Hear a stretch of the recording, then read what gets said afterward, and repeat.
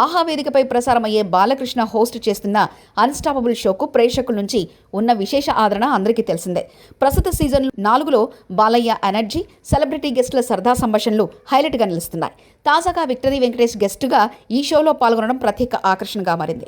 ఈ నెల 27న టెలికాస్ట్ కానున్న ఈ ఎపిసోడ్కు సంబంధించిన ప్రోమో ప్రేక్షకుల ముందుకొచ్చింది. ప్రోమోలో బాలయ్య వెంకటేష్ హాస్యంతో పాటు ఉల్లాసంగా సాగిన సన్నివేశాలు ఉన్నత స్థాయిలో అభిమానులను ఆకట్టుకున్నాయి. బాలయ్య వెంకటేష్ సినిమాల డైలాగులను చెప్పడం, వెంకటేష్ బాలయ్య సినిమాల డైలాగులు పలకడం, నాగ చైతన్య ఫోటో ప్రస్తావనకు రాగానే వినోదాత్మక వ్యాఖ్యలు చేయడం ప్రోమోలో ప్రధాన హైలైట్గా నిలిచాయి. వెంకటేష్తో పాటు ఆయన సోదరుడు ప్రముఖ నిర్మాత సురేష్ కూడా ఈ ఎపిసోడ్లో పాల్గొన్నారు. రామనాయుడు గురించి చర్చ సందర్భంగా వెంకటేష్, సురేష్ భావోద్వేగానికి లోనయ్యారు.